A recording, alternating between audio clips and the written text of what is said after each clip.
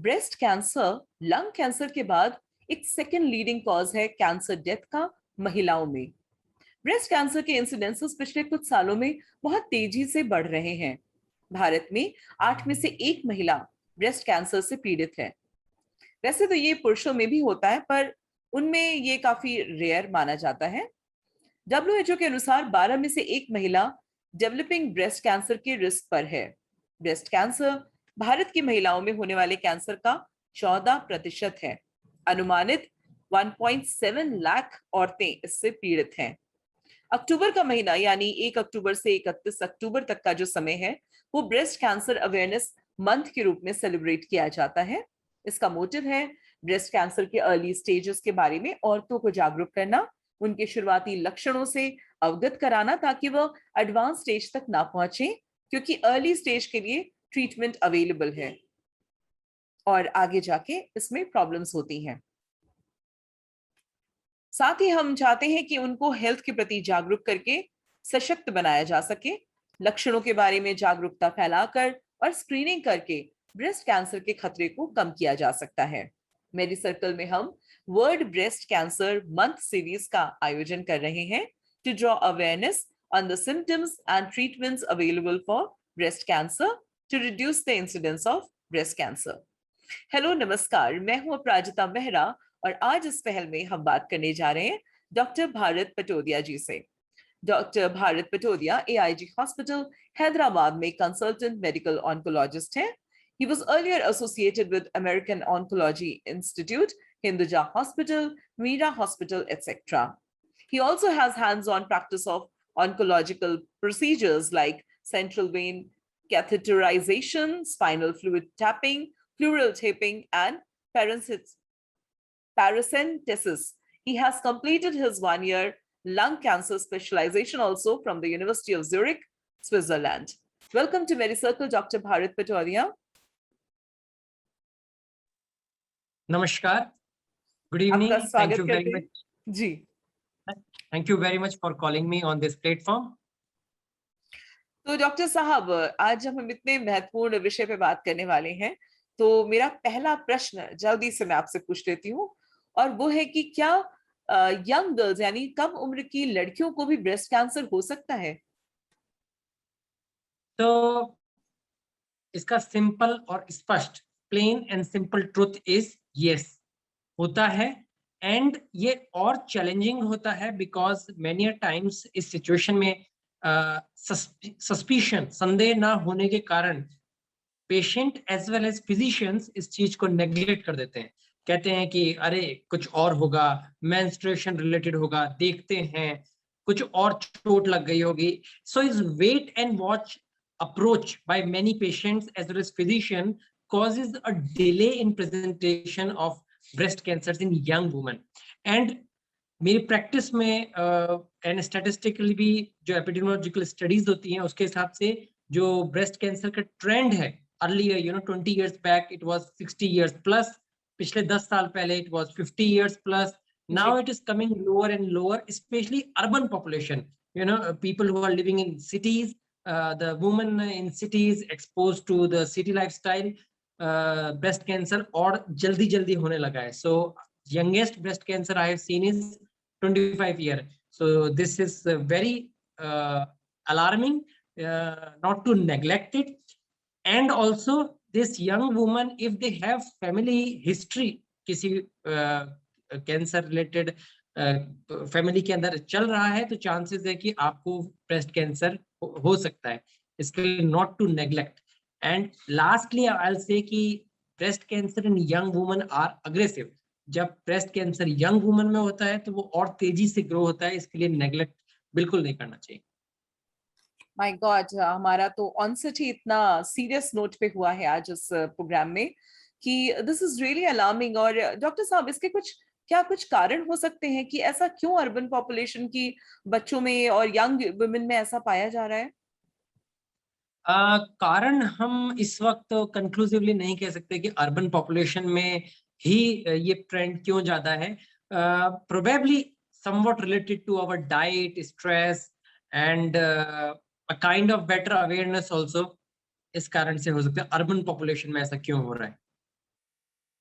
अच्छा डॉक्टर साहब, तो फिर इसके सिम्टम्स क्या हैं ब्रेस्ट कैंसर के, जिनको हमें थोड़ा दिमाग में रखना चाहिए? Yeah, most common symptom is painless lump. You know, किसी के ब्रेस्ट के अंदर कोई लंप होता है, पेनफुल होता है, तो चांसेस है कि वो डॉक्टर के पास जल्दी चले जाएंगे। बट आपको जान के ये आश्चर्य होगा, you will be surprise to know that pain cancer usually is painless. So painless lump is the most common symptom. Sometimes lump is not observable, but the skin is involved. So if you see more than 3/4 of the skin getting inflamed, red colored, then probably you should present to doctor early. और कभी कभी redness भी नहीं आती है, लेकिन ये arm पिट, जिसको हिंदी में कांख कहते हैं, कांख के अंदर कुछ कुछ गांठें फील होने लगती हैं, जिसको जी। हम लोग लिम्फ नोड्स बोलते हैं, हम्म। डायरेक्टली वो लिम्फ नोड स्वेल अप हो जाते हैं। इस तरीके से ब्रेस्ट कैंसर यूजुअली प्रेजेंट होता है। Many a times second third most common presentation, nipple में से डिस्चार्ज आने लगता है, और स्पेशली अगर डिस्चार्ज एक साइड से है, सो एक साइड से परफेक्टली नॉर्मल, दूसरी साइड से डिस्चार्ज है, डिस्चार्ज ब्लडी है, ब्लड है उसके अंदर, काले कलर का है, then probability of breast cancer is high. So these are the common symptoms you should be aware of. Alright, तो those would be the things we should watch out for. और हमारे audience को, specially women, अगर इस programme को भी देख रही हैं, तो आप ध्यान दीजिए कि डॉक्टर ने जिस प्रकार से बताया है कि ऐसे कुछ चीजें हैं जिन्हें आप नोटिसेबल तरीके से पहचान सकती हैं, कुछ ऐसी चीजें हैं जिन्हें आपको कोई दर्द नहीं होगा उसमें, तो उसको नेग्लेक्ट ना करिए ये सोच करके कि कुछ खास चीज नहीं होगी या साधारण कोई नोड है। You should definitely go and seek a doctor regarding this. तो डॉक्टर साहब, मेरा अगला प्रश्न आपसे है कि ये जो फाइब्रोएडेनोमा, जिसे आप लोग की मेडिकल भाषा में कहा जाता है, ये एक्चुअली होते क्या है, और ये कैंसरस कब हो जाते हैं, like when do they turn malign? तो इसके बारे में कुछ बताएं हमें please. Okay. See, I will split the word fibroadenoma, संधि विच्छेद करके। Fibro is the fibrous tissue, लगे कहीं जैसे चोट लगती है तो उसमें एक तरह के एबनॉर्मल टिश्यू क्रिएट होता है। और एडिनोमा, वेर एवर ओमा इज देयर, तो वो उसको ट्यूमर ग्रोथ होता है। प्लेन ओमास बेनाइन ट्यूमर होते हैं, ये कैंसरस नहीं होते, एक ही जगह ग्रो होते हैं और बहुत स्लोली ग्रो होते हैं। सो फाइब्रो एडिनोमा कॉम्बिनेशन होता है जिसके अंदर जो ब्रेस्ट के नॉर्मल टिश्यू है प्लस थोड़ा बहुत फाइबर इस तरह के गांठ बना देता है, और गांठ धीरे धीरे ग्रो होती है। क्यों होती है नहीं पता। कुछ लेडीज में इसका रिलेशन थोड़ा हार्मोन से रहता है, लेकिन मेजोरिटी ऑफ केस में स्ट्रिक्ट कोरिलेशन नहीं होता कि मेंस्ट्रुएशन साइकिल या एज के कारण ये मिले ही मिले। So exact reason I can not say. Sometimes it can shrink also, so हो सकता है ये वापस श्रिंक हो जाए या गायब हो जाए या फिर धीरे धीरे कंटिन्यूअसली बढ़ता ही रहे। यूजुअली दिस फाइब्रोएडेनोमा स्मूथ होते हैं, मतलब व्हेन अगर कोई लंप है उसको आप छू जी। रहे हैं तो वो छूने में राउंड ग्लोबुलर सॉफ्ट लगेगा, जबकि जो कैंसरस ट्यूमर्स होते हैं वो काफी हार्ड होते हैं। तो फाइब्रोएडेनोमा एक अंगूर की तरह फील होएगा, और जो कैंसरस है वो एक अखरोट की तरह फील होगा। सो दूसरा, फाइब्रोएडेनोमा यू कभी कभी मल्टीपल भी हो सकते हैं, और समटाइम्स एसोसिएटेड विथ कहीं और फाइब्रो लाइपोमा जैसी सिचुएशन से भी एसोसिएटेड हो सकते हैं। सो ये सब फाइब्रोएडेनोमा की प्रेजेंटेशन है। ओके, तो ये कैंसरस कब हो जाते हैं, या कोई अपने आप इनका कोई रीजन नहीं होता? Yes, thankfully in the range of 95% plus, मतलब मेजोरिटी I'll say कि 95 to 99% fibroadenoma will not turn into breast cancer. They will remain fibroadenoma.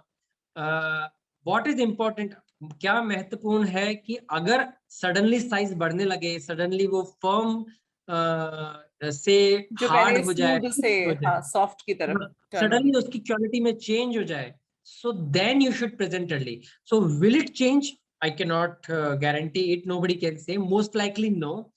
But if it happens, then you should present early. Will it turn cancerous? Very less chances, but possibility is there. तो इसको obviously confirm करने के लिए we need to go for screenings, and doctor से मिलना बहुत आवश्यक होगा, क्योंकि Yes. जितनी दिन तक हम ऑब्जर्व कर रहे हैं कि उसमें कुछ भी ऐसा बदलाव नहीं है, तब तक तो हार्मलेस हो भी सकता है, बट या इट शुड ऑब्जर्व बी करने के लिए भी डायग्नोज्ड इमीडिएटली। एटलीस्ट ऑब्जर्व करने के लिए भी at least once a trained hand, you know, oncologist hand who has seen thousands of breast cancers, उससे कम से कम एक बार एग्जामिन हो गया तो भाई yes you can wait and watch, this is plain fibroadenoma. Right खुद से आप वेट एंड वॉच मत करिए, क्या पता है early breast cancer you tend to neglect. जी। ऐसे में अब अंतिम प्रश्न तक पहुंच ही रही हूँ कि ब्रेस्ट कैंसर के ट्रीटमेंट क्या है डॉक्टर साहब? So not only breast cancer, but any cancer, two things are most important. What is the stage? And second thing is what is the type? So breast cancer में भी same है, stage क्या है, type क्या है। So पहली बात stage, ये कैसे मालूम करते हैं? तो इसके लिए हम CT thorax मतलब chest, abdomen, pelvis and sometimes brain क्या MRI करा के confirm कर सकते हैं। बहुत सारे सेंटर्स आजकल पेट सीटी स्कैन होल बॉडी कराकर भी स्टेजिंग कर सकते हैं कि ब्रेस्ट कैंसर एक ही जगह है या मल्टीपल जगह है। सेकंड थिंग टाइपिंग, टाइपिंग के लिए हमें बायोप्सी करना पड़ता है। तो जहां अगर ब्रेस्ट कैंसर एक ही जगह है तो बायोप्सी यहां से करेंगे। If breast cancer is spread to some other organ like liver और बोन, तो बायोप्सी वहां से भी कर सकते हैं। एंड बायोप्सी के ऊपर histopathological examination plus there are certain tests like example IHC which will tell what is the type of breast cancer. Once type of breast cancer is determined and stage is determined, then the treatment is planned. treatment का plan बनाया जाता है। अगर breast cancer एक ही जगह है तो operation किया जा सकता है। अगर थोड़ा लोकली एडवांस्ड है, मतलब ब्रेस्ट में भी है, कांख में भी, आर्मपिट में भी है, तो कीमोथेरेपी देकर उसको छोटा करते हैं, उसके बाद सर्जरी की जाती है। सर्जरी दो तरह की होती है, या तो फुल ब्रेस्ट हटाया जाए जिसको हम मैस्टेक्टमी बोलते हैं, या फिर ब्रेस्ट कंजर्वेशन सर्जरीज जिसके अंदर some part of breast along with lymph nodes हटाया जाता है, जिसके अंदर हमें रेडिएशन भी देना पड़ता है लेटर ट्रीटमेंट खत्म होने के बाद। मैस्टेक्टमी में रेडिएशन कुछ हद तक अवॉइड कर सकते हैं। इसके बाद ट्रीटमेंट कीमोथेरेपी या हार्मोन थेरेपी आईएचसी की रिपोर्ट पर डिपेंड करता है कि अगर हार्मोन पॉजिटिव है तो हम हार्मोन की टैबलेट्स अगले 5-10 सालों के लिए देंगे। ये सब जो मैं बता रहा हूँ वो है कि बीमारी फैली नहीं है, इट इज जस्ट लोकल। अगर डिजीज ऑलरेडी बॉडी में कहीं और भी है, लंग्स में है, लिवर में है, बोन में है, then treatment becomes kind of palliative. Palliative in the sense we cannot cure it, we can control it by some treatment. अब treatment क्या देंगे? कीमोथेरेपी, कौन सी कीमोथेरेपी, इम्यूनोथेरेपी, ये डिपेंड करता है बायोप्सी की IHC रिपोर्ट पे। So there is a subgroup known as triple negative breast cancer. इसमें हर तरह का हार्मोन मार्कर्स नेगेटिव होता है and the only thing works is chemotherapy along with plus minus immunotherapy भी दे सकते हैं। If IHC is positive for hormone therapy, then we can avoid chemotherapy and we can give only tablet hormone for few years together. So this is the nutshell, एक overview मैंने आपको दिया कि breast cancer का treatment किस तरीके से हो सकता है। स्टेज लोकल है, combination of chemo, surgery, radiation. Spread हो गया है तो mainly chemotherapy along with immunotherapy and maybe hormone therapy agar IHC markers are positive for hormone. Thank you so much, doctor. That was really informative and very well explained. आपने इतने विस्तार में इतनी सारी जानकारी हमें दी है कि मुझे लगता है कि जितनी महिलाएं, जितनी भी लड़कियां हमें इस कार्यक्रम के माध्यम से देख रही हैं, मेडी सर्कल के माध्यम से, तो they will be really intrigued about taking care of their breast health, और इसके लिए वो किसी स्पेशलिस्ट यानी एक डॉक्टर के पास, एक ऑन्कोलॉजिस्ट के पास जाना प्रेफर करेंगी after this knowledge. So thank you so much again for coming on our show, sharing such valuable insights. I thank you on behalf of everyone here at MediCircle. It was a pleasure having you here. Thank you, doctor. Thank you very much. Namaste. To MediCircle. Namaskar.